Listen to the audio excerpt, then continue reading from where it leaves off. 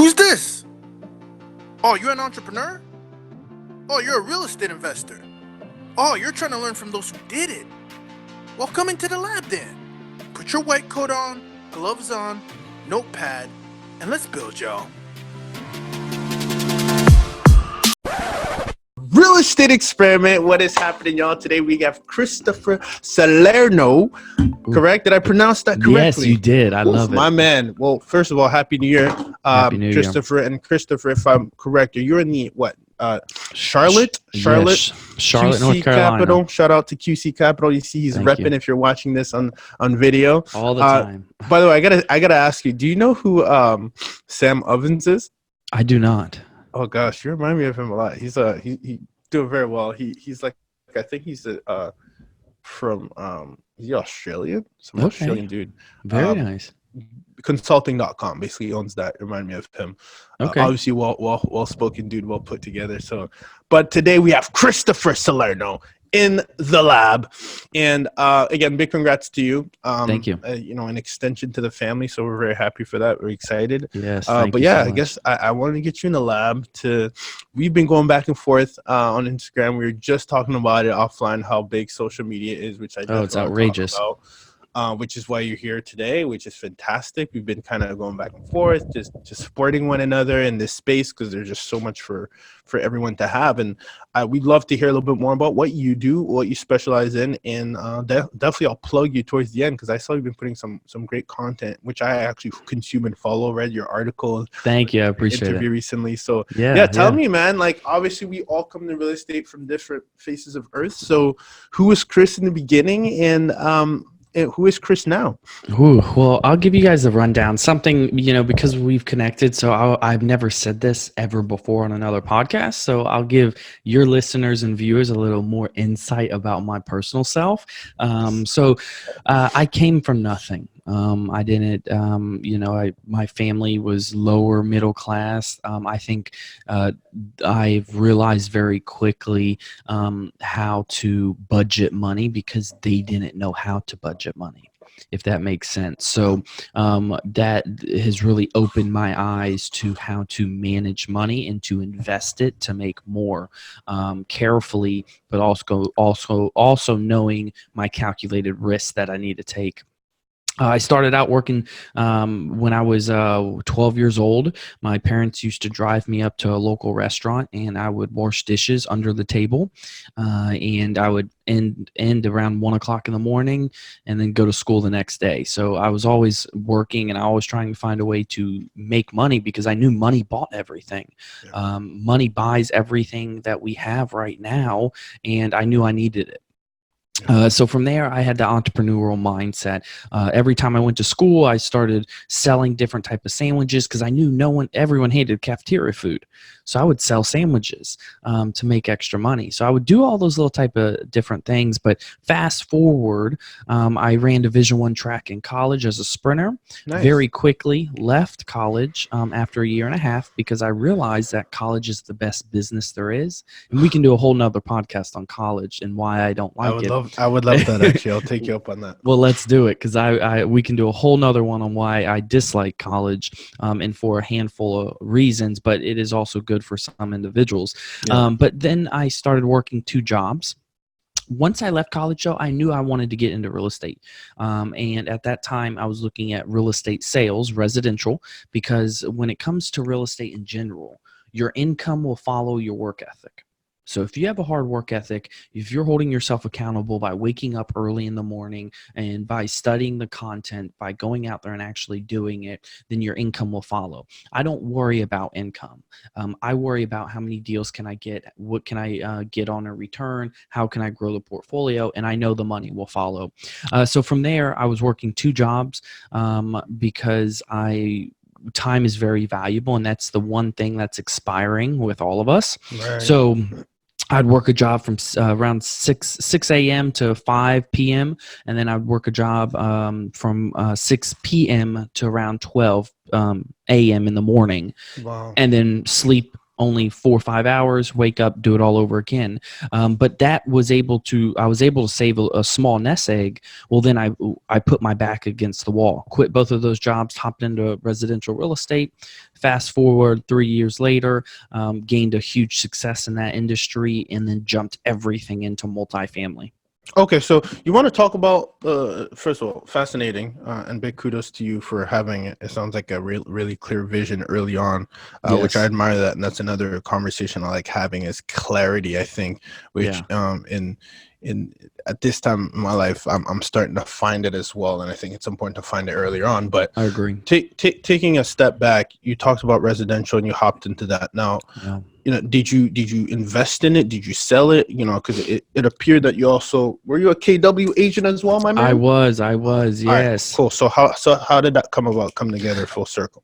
Yeah, so my father was a broker in the state of Florida for over 40 years, and I knew brokeraging real estate, you can make not the money that, I have my goal set for, but Right. it's a stepping stone to That's right. reach that goal. 100%. So when it comes to it, I knew that my work ethic, I would outwork anybody. And I knew that when you sell residential real estate, it's all about work ethic. You have to show up, you have to work, and your income will follow. So that's when I hopped straight into it.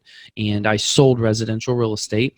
Within 3 years, sold around 40 million worth of homes here in the Carolinas. And now that's our average price point's around 300.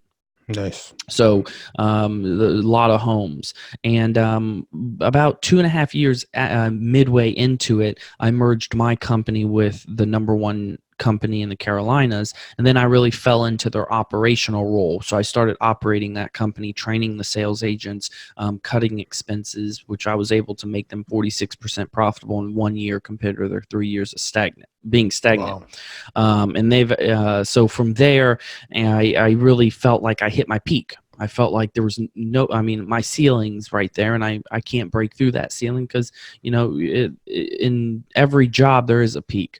And then that's when I started studying multifamily. I knew between '08 2012 it was the strongest asset class, and that's where I wanted to be. A lot of talk about, a recession's coming. Well, a recession is a big word. It's Right. compared to a market correction. So I think a market correction will be coming. I don't think a recession is coming. If it is a recession, I think it's going to be based off student loans, because student loans, a lot of people don't know this, but the government owns student loans, and that's Right. the only loan you cannot file for bankruptcy. So that's why I got into multifamilies, because '08 2012 strongest asset class, and it cash flowed. And I jumped into it, started listening to podcasts like yours, started reading books, started watching YouTube videos, and from there I hired a mentor, and everything just skyrocketed. Okay, excellent. So as you could see, I got my notepad here and I'm I taking see notes it. because you're hitting some key points that I want to make sure that I'm not missing. But I Yep. want to circle back because I heard market correction, the biggest asset class, Yeah. and then I also heard operations, which I want to touch on there as well. Oh, But for sure. let's take a step back, excuse me, and talk about that first deal, because then I want to hit all those points and bring that all back together. So your first deal, you sold a lot of residential real estate, which is fascinating. That's actually what I'm still doing. Good. But I have a little bit of a strategic angle, as you guys know, because I work with investors to learn from them, just like I'm learning from you right now. Oh yeah. So that's kind of a niche and a good stepping stone for those who are using their license as a tool and as a learning tool and as a way to make money to then get into investing. So I really like that. But then let's take a step back. That first deal, you were selling residential. Did you then buy residential, or did you then go straight into multifamily? Take us a step back. Yeah, so I was selling residential, sold residential a total of 3 years. Mhm. My second year, I started investing. So first year, the average agent I think sells what, 6 houses, 7 houses. Yeah. I sold 38 in my first Wow. year, and then second year I sold, I think it was like around 50, and then third year I sold over what I sell? Third year I sold like over 125 homes. Wow. But during that second year, I realized, okay, brokeraging real estate, you get a fee, But the way to build wealth in real estate is to play the game Monopoly. Yes, sir. And so I started the quickest way to make money. I know a lot of people think wholesaling, which it is. That is a way. But I started flipping houses because I had the capital. I started leveraging my credit because I have great credit, and you need good credit in real estate. So I started leveraging that to buy houses and to flip houses for profits. And then from there, I said, okay. I've reached my peak in selling residential. I'm not a big fan of flips. I'm not, it is, depending on if the deal's right, it is a decent amount of money, but I'm not a big fan on it. So I said, okay, I wanted to build wealth, and I wanted to build wealth on a monthly basis that will keep growing. So then that's when I got into multifamily and I started studying it. I actually, believe it or not, I started studying Grant Cardone's PPMs. Oh, no kidding. And anyone can, if you go to the SEC website, sec.gov, you can go ahead and pull up anyone's PPMs. Now it has to be like if it's a 506C or anything, but you can pull anyone's PPMs up. Just go ahead and put in, if it's a fund, put in whatever the name of the fund is, the company, and you can start reading them. Now it will put you to sleep, but you're going to gain some knowledge. No, that's again, I love that because it's learning through somebody else's experience, which is correct. Is what I always talk about too. And I think in my recent post I put, I'm part of a limited partner on a big syndicator, and the idea is to learn from someone. That's why we step into the lab and learning from you right now. So that's fascinating. Okay, so I want to take a step I'm not taking a step back, but now I'm piggybacking what you're saying because you're crushing it in sales clearly. And I want to actually hear a little bit about what you think allowed you to sell 38, sell 50, sell 125 in the span of 3 years when the typical average agent is selling 6. So maybe let's talk about sales for just a little bit, and then I want to transition into the operation side. So I think because we're in a people business, I'm curious as to hear what you think allowed you to really gain clearly a lot of some momentum into that space. Yeah, for sure. Yeah, that's a great question. I get asked that a handful of times. When people say they're not in sales, I mean, you're lying. Everyone's in sales. Exactly. How'd you get the job you got? Yeah. You interviewed. Yep. What'd you do? You sold yourself. Exactly. So everyone is in sales in some sort. Yep. If you go eat at a restaurant, a waiter's in sales because they're selling you on the menu. Yep. That business is selling you on their food. So you're always in sales. So I knew that, and I used to train sales agents, and I used to train other sales individuals across the United States, giving small seminars. And to really maximize that leverage on the growth and the success in any type of industry when it comes to sales, it's all about relationships, and it's all about building a connection. Because if you build a strong connection, anyone will trust you. And if the product is good, and I will not sell a product, or I will not pitch a multifamily deal that I would not personally live in, to put my mother in, or me invest in. Yeah, that's just how it is, and that's how it should be. So when it comes to it, you have to have a good product that's actually going to help people, and it's not a phony product or anything like that. And then you have to make sure it's a necessity in their life and that they can need it. But you build that relationship with them. You don't just go out and sell them something. I know when I talk to my investors, and when we talk to potential investors, and when we sit down with them, we do not discuss real estate right off the bat. And I think I did it was yesterday. I did a webinar on it. And I said, when you sit down with someone, if it's real estate, if it's whatever you're doing, build relationships with them first. Talk about their family. Find out, care about their family. Get to know them as a person, and then slide in to, if it's real estate, or if it's buying a transaction, or buying an investment property, or investing alongside you, slowly go into it. But build relationships with them. Care about these people, because this is a long-lasting business. I'll be in this business next 100 years. I know you will too. Yes, sir. And relationships are key, and you have to build it for long-term. This is a long-term play. So it's really building strong relationships with the individuals. I started out with open houses. I did 75 open houses my first year. And the first thing I did is I figured out how to do a great open house and how it would maximize the traction in there that would then maximize my sales. But it's how I built relationships with it. I didn't try to sell the house. I built relationships first with the individual, and then I knew my market to go ahead and sell them on other neighborhoods. That's beautiful, and I love that, and the reason I love it is 'cause I can relate with it to the broker that's actually currently on my team now on the multifamily side is actually one that I did an open house with when I was a beginning agent Okay. on the single family side. So it all ties together, and honestly, it was just adding value to her, right? And Yeah. then she really loved it, and we built a relationship from there. So it's a There you go. give and take, but a lot more giving on the front end. That's for sure.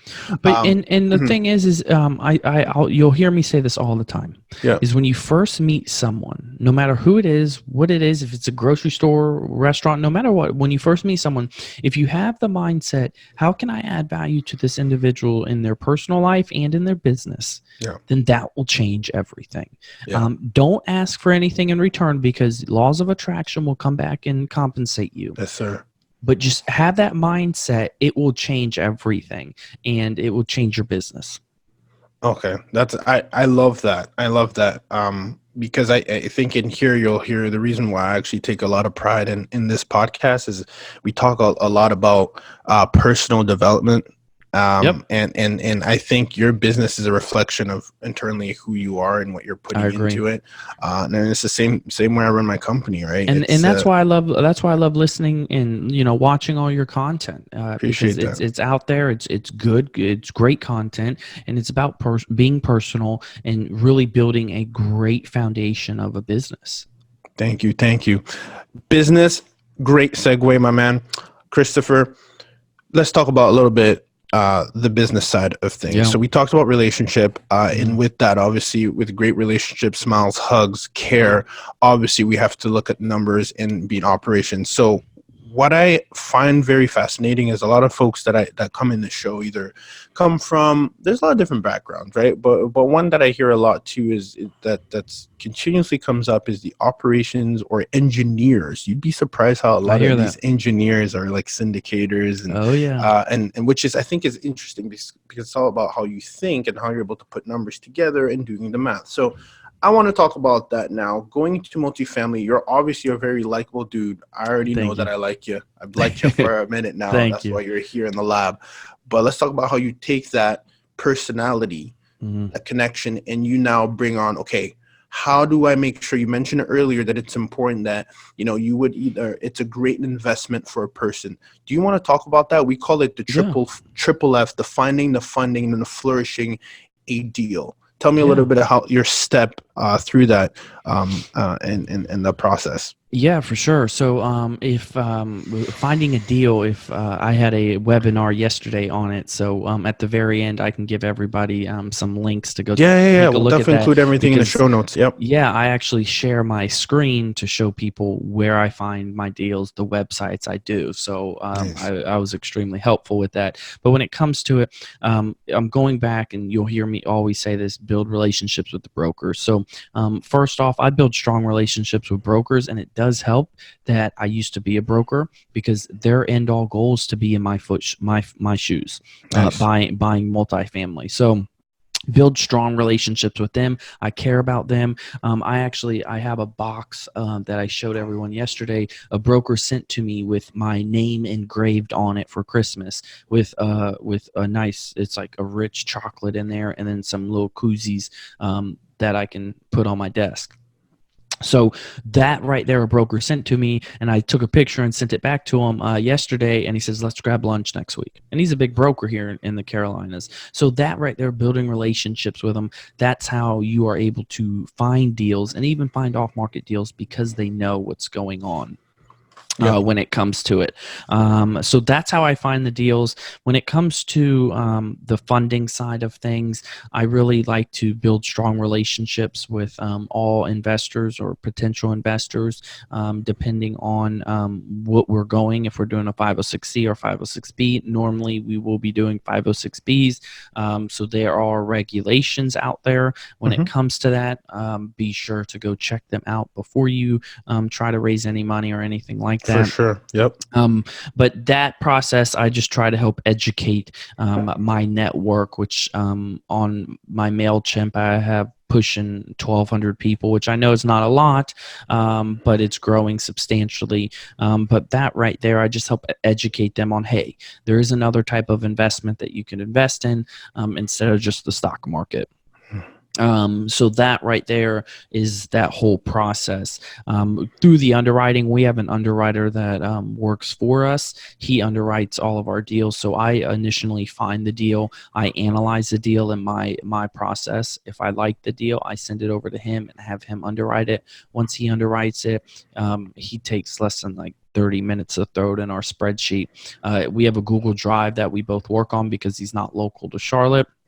And we then hop on around 30-minute to 1 hour call together while we both have all the documents in front of us, the Google Drive in front of us, and we can see each other make changes. And we talk about all different type of things in regards to the debt, the equity, and all that. So very well said, because you put it, I think, in a very good order for us to follow. And I like having practicality and practical steps, because that's why we're in the lab. We call it the lab, so we can all learn from that. So real quick, Chris, you said that you're analyzing the deal and you're gathering all the information at that time. Is that a back and forth with the broker that you built that relationship with to maybe get a little bit more data? Because I mean, I go through this all the time. It might be, hey, they might give you a, at that point, maybe you don't have an LOI written, but do you just work with your I guess your specific investing criteria at a high level?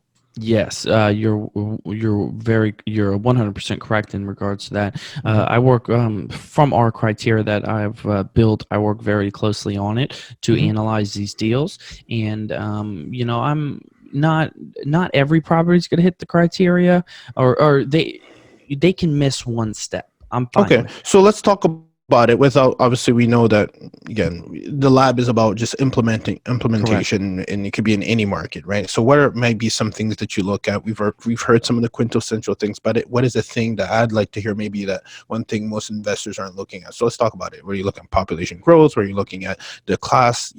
Yeah, I want to hear it from sure. you. Yeah. So we look to focus over 100 units, primarily B assets. So anything newer than 1988, we like to really take a look at and focus on. When it comes to it, with the area wise, I know here in the Carolinas, I live in Charlotte, but we focus very heavily on the major markets: Raleigh, Greenville, South Carolina, Charleston, and Charlotte, North Carolina. When it comes to analyzing a city or analyzing that property, I always look at the population growth to see what's going on with population. I look at the job growth, see what's going on with the jobs, who's coming. Excuse me. The taxes are a big thing. Property taxes I look at.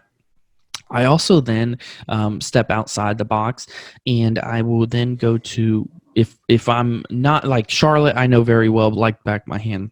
Raleigh, I know very well, but not like the back of my hand. So I would then go to my connections up there of residential real estate agents. And a lot of people say, well, why residential? And you're looking at multifamily, because I want to know what's going on in the residential market. Is it a buyer's market? Is it a seller's market? Is there a lot of inventory? Do you see a lot of builders building single family homes? Because that will also help me gauge, okay, is there going to be a large renting population? And they'll also know too, is there a large population that likes to rent here? Because they'll know that people are not wanting to buy, they want to rent. So it's also good to get that feel and to build relationships with those type of brokers to really find out what's going on in the residential world. Because a lot of those residential people, if they're building, you can, here's a little tip too. If you are wanting to build relationships, go to these residential brokers and let those brokers know that you own a property in the area. So if something happens to a build that they have to push back a couple weeks or something like that, you may have a potential client now that can rent one of your apartment units. Or if you're doing that Airbnb of some of your apartment units, then you can go ahead and get them in there and extra revenue for you and your investors. But that's what I also look at is the residential brokers, finding out what's going on. It's always important to see the taxes. in the cost of living. If the cost of living is I know here in Charlotte, cost of living is very cheap. Here in the Carolinas, it's very cheap, and that's a big thing. When it comes to a property, I also like to look at the surrounding areas. Are there a lot of mom and pop restaurants or a lot of mom and pop businesses? If there is, I want to go in there and I'm going to talk to them, find out, hey, how do you like the area? How's your revenue? If you don't mind me asking, how's your sales? Yeah. I'm looking to buy a property down the street. How's your sales doing? What do you think about this area? How long have you been in this spot? Because that will determine, how strong that market is, even during a market correction. So those are just a little tips that I look for before I send it off to our underwriter. Excellent, Chris. So, Chris, I circled down two things while you're talking because I like to get tactical. And you Yeah. mentioned something that was fascinating that I haven't really heard before because I have a lot of multifamily folks that come in here in a lab with me. And you mentioned residential, which I thought was fascinating, which I never even thought of. So thank you for adding value. You're But welcome. let's talk about that residential buyers versus sellers market. How could I put two and two together? Is it that if a lot of homes are being sold right now, that what is going to be the indicator that lets you know that that will impact your rental from a multifamily apartment Yeah. investing mindset? Like, can you Great question. Yeah, I'll connect it. Yeah. So when it comes to it, from my experience of selling residential and selling a lot of residential homes, when it was a seller's market and we had 16, 20 offers on one property in less than 24 hours, buyers started getting frustrated. They didn't want to pay the prices. They started getting frustrated on the time frame that they couldn't find a house or they were losing out on a house. And they would all tell me, well, I'm going to rent now. So that Oh, because the market's so hot, they want to go rent for a year. that's true, and that's true. And for folks who are, you're bringing light now. You're bringing light. I appreciate that. Yeah, Because for folks that are, as you know, if you've been on the buyer side, an agent, I help a lot of investors on the buyer side. If it takes long, let's say you're not an investor and you need to live somewhere, what do? You rent it until you can find something to buy.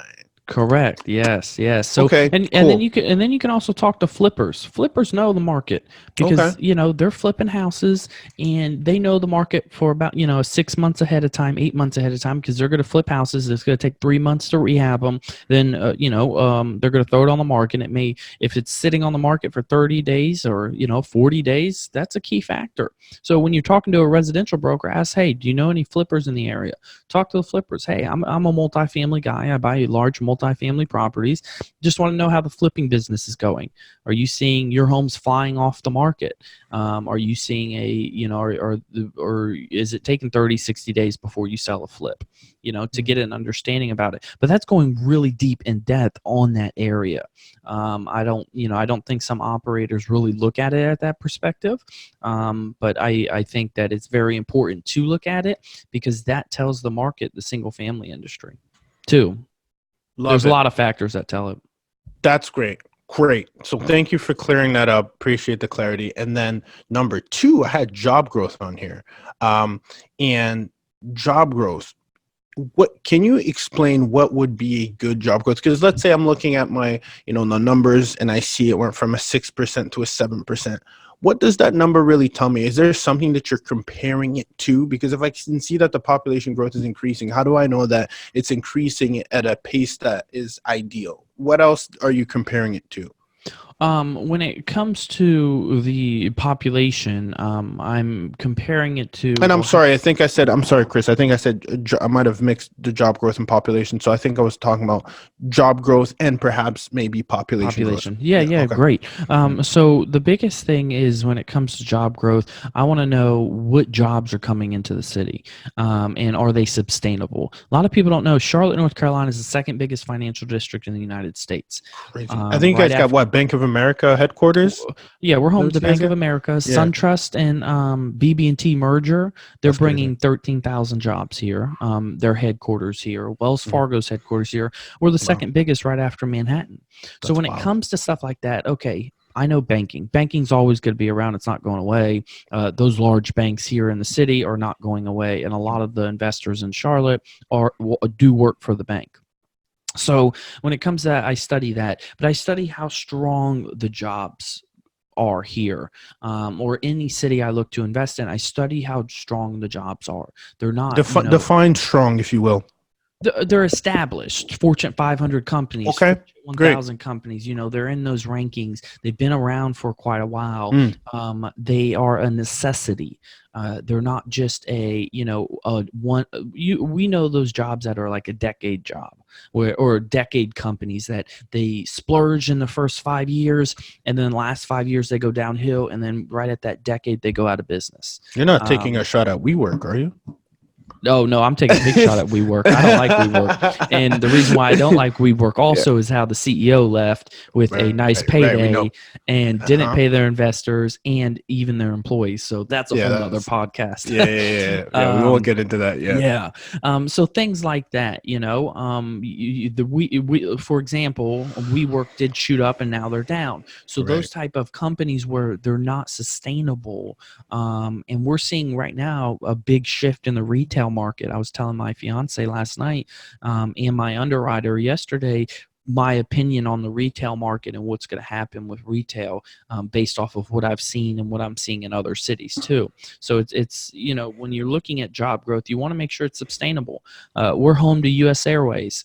Yes, everyone's going to fly. They need to fly. So I know that that's a sustainable job compared to a startup that comes up, hits a huge evaluation, then drops. That's wonderful. And tying it back full circle of how we started, we talk about finding flourishing deals. So I think you tied that well together. I want to get a little bit tactical about, we talk about strategic partnerships all the time. We were talking about offline, in the lab, outside the lab, out into the universe, out in the world. It's all about partnerships, right? So what are some ways that, because you and I have both been brokers, I still am, and we're on the investor side, having the lens and having the ability to add value to the community, how are some ways that you can find ways to create a very good relationship with a broker for the long run? Yeah, great question. Well, my biggest thing is I chat with billionaires on yes, they're billionaires. I chat That's with a them B, y'all. He said B. On Instagram and LinkedIn. So I chat with them, and people think with those individuals that has everything, how can you add value to them? What is there a way you can add value to?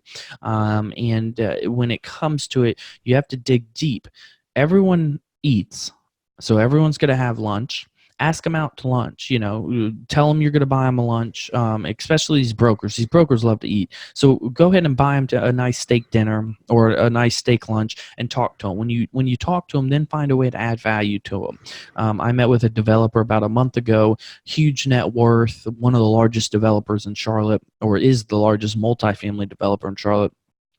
And sat down. The first thing I did, how can I add value to him in his personal life and business life? And I found a way to add value. And in that right there built us a strong connection. So when you're doing that with brokers, find a way to add value. If you're just starting out, let them know who you partner with. Let them know your business partners. If you have a mentor or if you have a coach, let them know that, so they feel comfortable. Because at the end of the day, and I did this webinar yesterday, at the end of the day, when it comes to it, a broker gets paid what? Not on salary, they get paid on commission. So they want to make sure that you can close the deal and it's a smooth transaction, because their reputation's on the line with those sellers, and that they get paid at the very end once the deal closes. So you build the strong relationships, taking them out to lunch, taking them out to dinner, staying involved in their life. If they have a kid, send them a gift, send them a gift card, to help their family out. If they have a big family, or if they have a family, when a new movie like Frozen 2 comes out, shoot them a movie gift card. Say, hey, take the whole family out. They're going to remember that, and it's going to go a long way. And when you build relationships like that, they're going to come back to you and give you off-market deals, and they're going to come back to you and award you deals if you're in a best and final situation. I love it. Well put together there, Chris. So let's get into the keeping it real segment. I want to hear a little bit about what you think might be the biggest misconception that people in life, that you've seen in business or in life, when approaching a it could be, I guess, what I like to call it. It's a misconception that is out there, or a limiting belief. What do you think is one that resonates with you more as you've been involved in business and with people? Great question. Ooh, you got me on that one. That's a good question. I think when it comes to it, um, a lot of people with social media, they're fascinated with what's going on. And when I mean that, with other people's lifestyle. Hmm. So I have good friends. They own McLarens, they own those Lamborghinis, all those high-end supercars they own.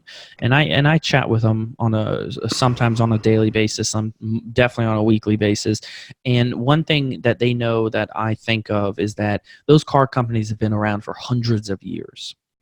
And what I'm doing, I'm getting to a point here. So those cars companies been around for hundreds of years. They're not going out of business. But with individuals that are in business, to a lot of them limit their growth because they see all these fancy things and they want it all. And that's even when it comes to in that growth stage, they want to dip their toe into every little type of business. They want real estate. They want to do yeah, they want to, they want to open up a brokerage company. They want to open up an insurance company. They want to do all these little things, but that limits their growth just because they may see other people investing and diversing their investments. They try to do that and they think, oh, well, I need 10 things at once to grow very quickly. That's not the case. Read the book, The One Thing. You focus on one thing, you grow it up to a certain level, and then from there, what you do is you start to diverse. It's not bad. I diverse. Everyone should diverse their portfolio, but you do it when you're at a certain level.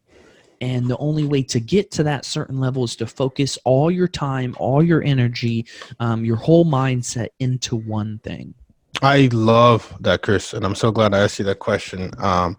Because I'm in masterminds as well, and that's always a topic of Oh, conversation, yeah. especially when you're working with entrepreneurs. It's like the grass is always greener, and someone's doing You this and think it that, is. You just need and to look at your grass differently. exactly, and nurture it, flourish it, Correct. right? That's Water right. it, right? Take care That's of it. what it is exactly, and then you have the luxury of, yeah, it's such a good point because what we see is the end result. One of my favorite books is the Millionaire Fast Lane. It's MJ DeMarco, and what we're talking about is, you know people see the event and not the process, Oh, right? yeah. And in order to really refine a process, you got to focus on that one thing, as you said, and then later on, you have the luxury to say you have maybe so much capital that you're able to just take a shot at this, take a shot at that, right? So, Oh, yeah. no, that's a really good one. I really like that one. I'd like to hear, because you're a very deep guy, and obviously, I really appreciate you coming in, and I'd love to hear a little bit about what the best advice you've ever received is.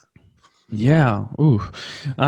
So I speak to a lot of people on a daily Yeah. basis, and everything the mindset I've created and the work ethic I didn't have anyone guiding me until January of 2019, which my mentors guided me through the multifamily space. So I've built everything up and and he's helped project it.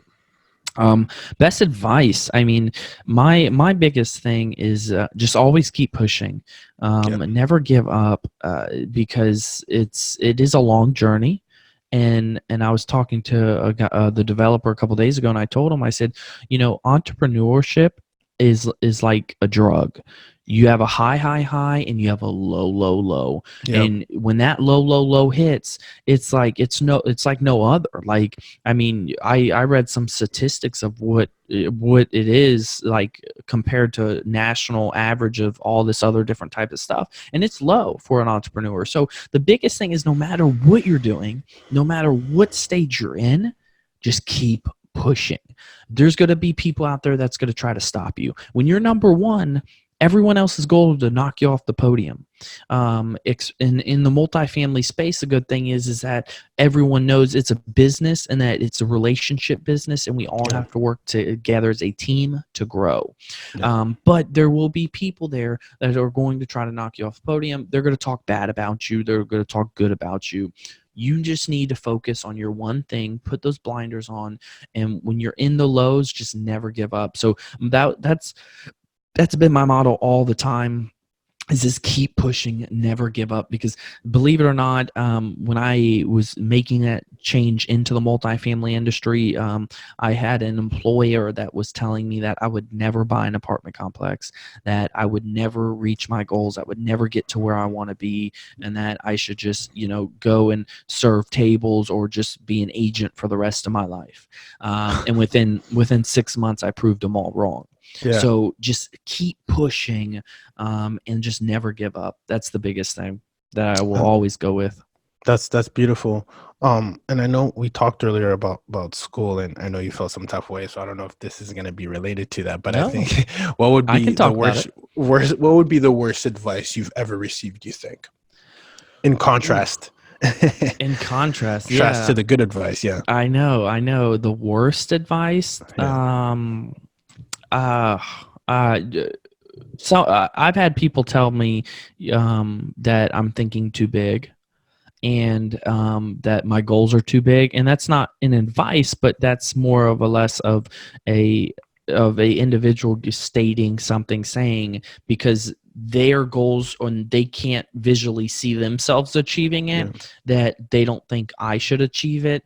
And so the worst advice would be someone telling me that I can't achieve my goal, and that I can't do something, because that just fuels me. That gives me more motivation to prove them wrong. Mhm. And I would never, and I've spoken to a ton of people and given some of my mentorship to individuals, and and they've came up with some crazy ideas, and I've told them, I said, you can achieve whatever you want to achieve, but I think you need to focus on that one thing before you try to hop to multiple things. So Right. I would say that would be the craziest, is someone telling me that I can't achieve what I want to achieve. Mhm. Chris, do you think it's healthy to share with people, and where I'm going with this, there might be people, it might be they're getting this feedback from maybe even family members or etc. So do you think it's healthy to project these huge goals on people whose minds don't see it? Is it healthy for you to still put it out there, or would you advise someone to hit the ground, work, and then show them? Because this is an interesting conversation that I have sometimes Oh with yeah, people who are not ready to, they just don't see it there. What do you do they with, don't have the vision. I'm curious, like if it's a family, someone's listening to this and be like, I have these huge goals, I want to do this, but it's in my family, my parents think this. What would you advise to them? I'm just curious as to Yeah, what you no, think. and I have that family too. Yeah. My siblings think I work too much, and they make fun of me. When I say, oh, I can't do something, they're like, oh, are you in a meeting? And I'm like, yeah, I am. So Yeah. I mean, they make fun of me, but having a strong mindset, first you need to build it in yourself. That's the number one thing, is build yourself. Understand who you are. I meditate. Before I got on here, I meditated. Yes, sir. I meditate in the morning and in the evenings. I understand myself. I know myself. Have a strong mindset and have that positivity. Because if you have a strong mindset, no matter who says anything, it will not stop you. I had some individuals with a previous employer say some statements to me that were on the line of suicide statements, and if I did not have a strong mindset, who knows where I would be right now. So you have to have a strong mindset to overcome those individuals who just don't think like you, who just have that mediocre mindset, and you can't speak business to them because they don't understand it. They don't understand how money flows. They don't understand your goals. They don't understand the process to reach those goals. So when it Love comes that. to it, you have to have the strong mindset.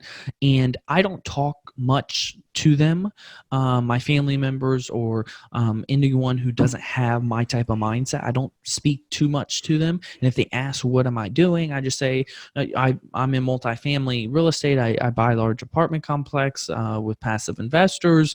But I really don't go too far in depth, because, they can't understand it. And I don't want to waste their time. I don't want to waste my time. So I don't go into depth with it, but I know an individual who can understand it with a conversation like you and I are Yeah. having, that I know they could understand it. So then that's when I would then reach out to them. But believe it or not, I've had a close. I don't know if a friend. You can call him a friend. I've had a close friend of mine even doubt my goals.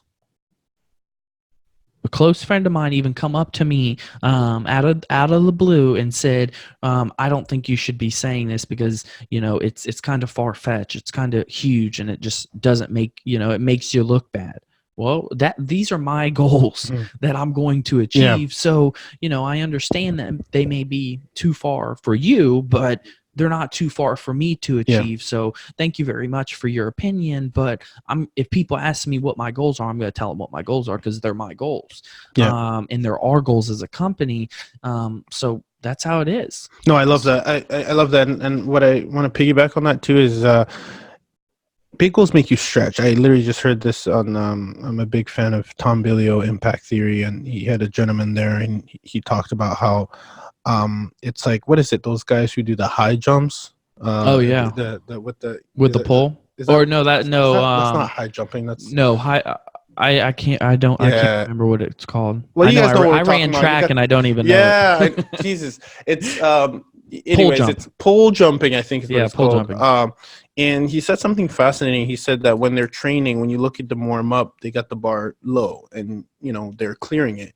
And every time they keep raising the bar, they're clearing it. So if you set that bar low, you're gonna clear it, right? Yeah. And we all have these, a lot of people have their goals are too small, and they end up doing what they said they would do. But why are they too small? Because they set the bar low. They do set the bar low, but another reason why they're small is because the fear in them, the fear of failing. The biggest failure in an individual is not them actually failing; it's them doubting themselves and the fear to even try fear it. In itself, correct. That's the biggest failure, and that's why they don't set the bar high. Yeah. That's also why people don't get started in things, because they have a fear of. There's a really good question before. It's people don't get started because they're afraid of what they're gonna look like as a beginner or as a starter or as a failure, right? So it's all, again, like you said, it all comes back every time we have these conversations. It all comes back to the person, your core. Correct. You true to so yourself? Build yourself up with a strong mindset, a positive mindset. So when those negative people come to you, because they do come to you, I get them on a daily basis. They come to me, and I'm sure like Grant Cardone, he gets thousands of them on a daily basis. But you have to have that strong mindset, that positivity to push you through and not let them pull you back. Bars. Chris, this was great, man. I got to give you core rapid fire questions real quick. I'm going to fire these right at you. What is a favorite book of yours? Mistakes Millionaires Make. Ooh, that's, you know what? That's going straight to my cart. I will send you a screenshot because you got to act quickly. Okay. You will love that one. It talks about individuals that have built huge net worths. I mean, over $500 million of net worth, living the life, and all of a sudden over less than 6 months, sometimes overnight, they lose all their money, go into bankruptcy, and then gain it all back. And it really tells in depth on, the process, what you should have as a business, what type of insurance you need to have, like all this. And it's great. Oh, man, I'm not even gonna get into this rabbit hole because you and I could talk for hours. I know. That's very exciting. I love it, man. The best habit that serves you every day. Ooh, that's a good one. The best habit that serves me every day, I would say being positive, having a positive mindset, and I know surrounding yourself with positive people. I'm a very serious person. I'm always working, and my fiance, on the other hand, is very serious when she wants to be, but she's happy. She always finds the good in a bad situation, which I love. And she's always bubbly. She's having a good time, and that brings out my good side, and that brings out my side that is is happy and fun. So I would say that. That's awesome. I love that. Best tool that helps you excel through the day. Ooh, best could be tool. An application too. We're very tech savvy these days. I say, all the best tool that helps me excel through the day is my mindset. I like that. That was very internal. I would expect that from you, Chris. Internal, not external. I love that. Yeah. I always like to hear the mindset behind this question. Would you rather have one 300 unit apartment or a building of 3 apartments of 100 units? Building, building. Do I have to build? Can I just buy 3 No, no, no, apartment no, no. units? Maybe you misunderstood me. Would you rather have a 300 unit apartment or 3 buildings of 100 units? Oh, gotcha. Yeah, so I would rather have 3 buildings of 100 units. And in my opinion, if depending on location and everything, there's a higher chance because if you sell it as a portfolio, you have a higher chance, in my opinion, to base off of area and all that and what's going on to get a higher return. I love that question because it's literally 50-50 every time I ask it. And I'm probably going to do a compilation because it shows me what that investor, how he or she thinks, Yeah, which I love. So great. you Self-manager you don't have all your eggs in one basket. I've You have them heard. separated. Yeah, that's one I've heard too. Diversification. Yeah, no, it's cool. It's good to see how you think. Self-manage or outsource? Right now we are outsourcing management, but once we hit a certain level, we will bring that in-house to make sure our returns are higher. Interesting. If you had one superpower in real estate or in your case, life, what would it be? Ooh, one superpower in real estate and life, to access more of my brain, because we only access 10%. Dude, you're an awesome dude. So You're so deep. I so- love how, so- and it gives you. And honestly, for those listeners out there, you're thinking, "Oh, I thought he was gonna give me something I could download or something to go to." I That's know. what it's about. Like, it's really like It's mindset. clearly Chris is where he is because he's clearly worked on himself, and I think Correct. that's what we owe ourselves: investing in ourselves, educating ourselves, what we download in our brains, and how we start the day. You The mentioned job you have today is because of yourself. So if you're not happy with the job you have today, go get a new job. Yeah, look in the mirror, right? Yeah, I mean, fix yourself first. And once you fix yourself, then you can help other people. But you have to fix yourself first. You can't start off helping other people if you don't even have yourself fixed. So fix yourself, and then you can help other people. I think, oh gosh, these are supposed to be rapid fire question, but I love it because I think that's so true, and it's so easy to do these days to like try to, we see it out there. There's a lot of good with social media. There's a lot of bad. There's people. Every time I read a book, Chris, I'm looking at what did you do before you wrote the book. Yeah, I agree. Right? I agree big time because a lot of these individuals, I have a couple billionaire books because I study them. And that's my goal. And some of these individuals, it's like, okay, what did you actually do before you wrote this book? It's called the paradox of practice. Correct. You want to like be that. very careful if you're teaching something that actually helps you get there, or what you're using that vehicle to, you got to be very careful these days. I agree. There's a lot of marketers out there. Well, everything's marketing. Yeah, which is good. Again, it's good. Is. It's good that we have this platform, but again, where you get your information from. And again, if you're working on yourself and you're doing your due diligence and you're looking to grow, I don't think you can make that mistake. I think it's usually people are looking for a shortcut who get caught up anyway. Yeah. So, Oh, yeah. And especially in this business is a marketing business. And I'll be real quick with this. You probably never heard this. I don't watch TV, but when I do watch TV, I watch TV for the commercials. Learning marketing. Correct. They are always on top with all those companies that market on Colors, with commercials, the pitch, everything. Yeah. How they speak on there, how the families are on there, what they're showing. I figure out, okay, this is what everyone is watching. This is what everyone is going to market to this way. And they have full-time people that watch those to understand it. So that's what I do to really figure out, okay, this is what is catching the people right now. So I know that's the big hack too with if you can piggyback a great syndicator or a big company. Like apparently McDonald's is in the real estate business because they're doing crazy amount of market research, whether it's Whole Foods or Panera, whatever it is. Oh, for sure. Those guys are doing the research. So if they're going in that direction, you can more or less bet that it's a pretty good direction to go in because they have those people on there. And if those companies are around your Starbucks. apartment complex, There you go. Yeah. If I see a Chick-fil-A or Starbucks right next to an apartment complex, I know the area already. Yeah, you know that they know that you know that they know. For sure. Yeah. Right? They've done the research. So that's Yeah. helped me out with them doing the Man. research.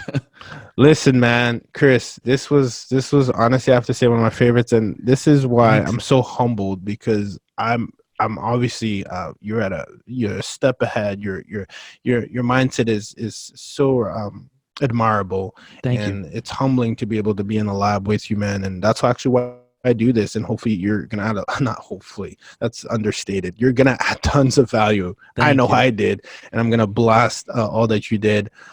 Put everything in the show notes. I always like to ask one final question is, Yeah. what question do you wish I had asked you that I didn't ask? That's a good one. You are a wonderful host, and I mean, you hit all the key points when it comes to it. I mean, you hit it all. I don't think there was one. I mean, I know you and I can talk days Yeah, for on sure. this, but no, you hit it all. You did phenomenal. Awesome. I appreciate that. And obviously, because it is about value, and Yeah. I'm a super connector, that's my gift. I know that. So if I run into someone and I shake their hand and you come up to mine, how can I keep you top of mind? And who would that person be that would be like, oh my gosh, you and Chris should connect. Let me make a quick intro right now. Because I do it all the time. Yeah. Who would that person be, or what type of person would that be? Yeah, great question. I think that individual would be anyone who is looking to diverse their portfolio and invest into real estate, Yeah. gain the education in multifamily real estate, and who wants to gain that education in multifamily real estate. I think that would be the right person. Awesome. And shout out to obviously QC Capital. You guys are doing your thing. Now, are you guys Yes, just in thank you. Charlotte, or are you No, also in multiple other yeah, markets? yeah. So we're in the Carolinas, all of the Carolinas, and we're expanding into the Southeast, Dallas, Atlanta, and Orlando. That is beautiful. Those are solid markets. That's Yes. good. Very strong markets. That's what we like. Yeah. Listen, man, it is a wrap. Chris came through, dropped some bombs of knowledge. Obviously, Thank we you. connected. It was amazing. Thank you, Chris, for coming on the show. We'll definitely make sure that we share with the people the show notes and whatnot. And for now, what we're gonna do is basically show where can the people find out about you, man? Yeah, for sure. Thank you. You can find me on Instagram, Chris_Salerno_, and definitely follow us on YouTube because we post a ton of content on YouTube, which is just Chris Salerno. And if anyone has any questions or wants to know more about QC Capital and what we're doing, just go to our website at qccapitalgroup.com or investwithqc.com. Just like that, we're out.